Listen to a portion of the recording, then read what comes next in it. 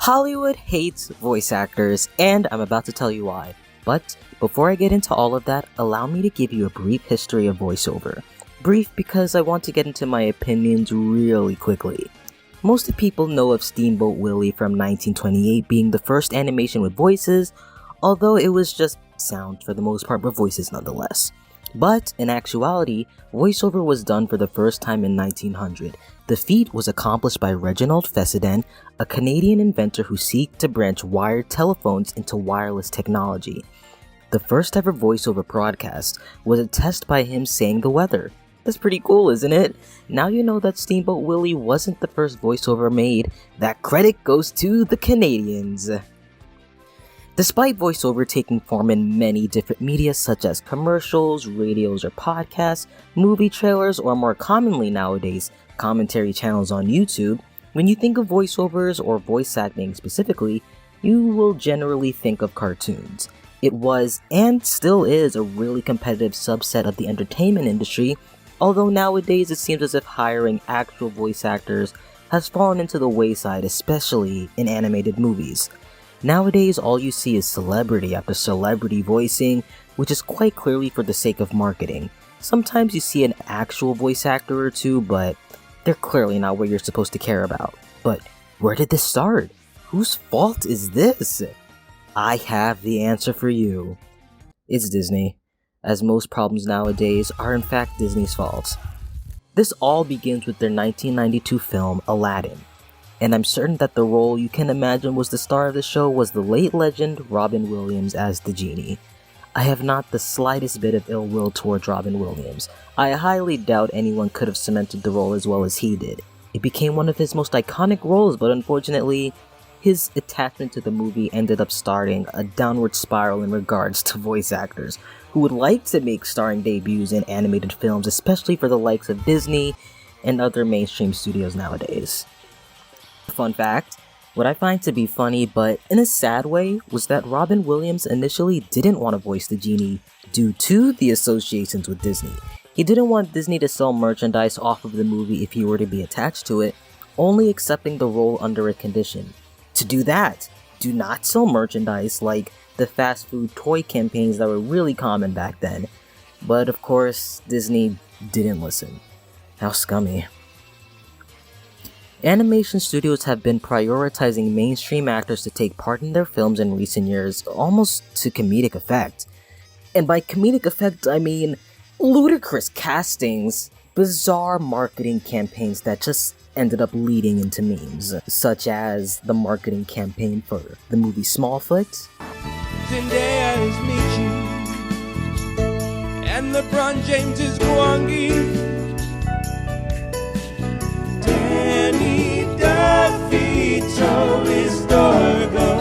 And the recent casting news about the upcoming Mario movie. I also wanted to reveal our key cast members who will be voicing Mario and his friends in the I'm movie. here to make an announcement, folks. First, of course, is Mario. That's so not cool. what? Terrible! First, of course, is Mario. Who will be played by Chris Pratt. What do you mean? I'll do it. So cool. But what sucks even more is that we're still gonna see the Mario movie, just like how we all saw the Sonic movie. Hey, speaking of the Sonic movie, let's look at the poster for the second one. Let's see, these main cast credits.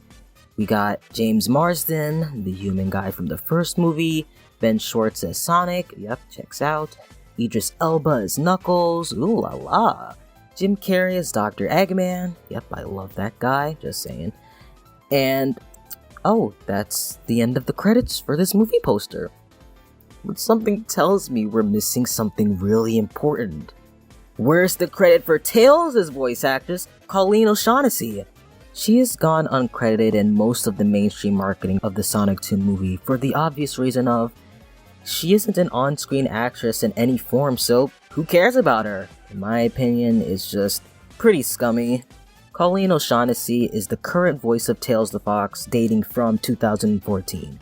That's 8 years in this role, and yet she can't even be granted the decency of being credited as the person who has formulated the current image of Tails with her voice. Something similar happened with Space Jam 2: A New Legacy. This might be a smaller nitpick since it mimics the marketing campaign of the first movie, being that the basketball player was the real star of the show, being LeBron James and Michael Jordan, and then there was the Looney Tunes characters. But except for this time, Zendaya was heavily marketed as being the new voice for Lola Bunny, and the rest of the tunes were only referred to by the character names despite, well, very obviously being voiced by people, specifically Eric Bauza and Jeff Bergman, who voiced the majority of the tunes. It's a painful trend of marketing over respect. Here's just one more example of that. These are posters from the Sing 2 movie, which released just last year, and I feel like these speak for itself. The focus is put on the actors of its film rather than the characters they're playing. Like, they're not even shown outside of the shadows that they are. It's all about putting well-known actors at the forefront so people that for some reason watch movies with specific actors religiously can get into the theaters to see their performance. I guess I get it. I'm sure a lot of people saw The Batman because Robert Pattinson was in it. This is one of my final examples, but the new Chip and Dale movie, Chip and Dale Rescue Rangers, despite being clear nostalgia bait, has a very clever concept in which you see the lives of Chip and Dale from the original 1989 show, but in the modern day. Dale has undergone the CGI treatment, while Chip remains in 2D. The reason why I'm talking about it is because Chip is voiced by John Mulaney. A message on my landline. I don't like that. And Dale is voiced by Andy Samberg. Keeping myself fit and, my updated modern look. While I'm sure the original voices of Chip and Dale wouldn't fit for this story, like flying carpets! As it's a very cynical take on nostalgia itself, couldn't they have found, any other voice actor to be the leads for this? But, to be honest, the answer is no. As much as I'm not a fan of the idea of popular comedians and actors repeatedly occupying roles that can be given to voice actors themselves, it's a marketing ploy. Like I said earlier, it's nostalgia bait. No child nowadays has any real familiarity with Chip and Dale. It's targeted towards an adult audience who desperately want a sliver of something from their childhood being revitalized. And through this, they hire well-known modern figures, and specifically referring to John Mulaney in this case, as a lot of people are currently a fan of him. Samberg too, but it cultivates just the audience that Disney is looking for so they can get the big bucks by capitalizing on nostalgia once again. I'm almost done, but speaking of capitalizing off of nostalgia, there's also just the entire live-action remakes, which is a whole other can of worms in itself, but the live-action Lion King specifically. Ultra AAA star cast, $250 million budget, became the highest grossing animated film ever, but absolutely tanked critically. In the eyes of Hollywood, if you're a regular old voice actor, you will never bring in the big bucks, meaning you are specifically lower on the totem pole in regards to casting. To be honest, it's very disheartening that this one pathway in voice acting is seeming out of reach for regular off-screen actors. Even outside of Hollywood, voice actors seem to get a lot of flack and aren't respected at times, especially and specifically in regards to dubbing anime. Since anime is natively from Japan, people tend to prefer the original voices rather than the dubbed voices, which is fine in itself until it comes down to completely disrespecting these voice actors for the roles they were cast to play.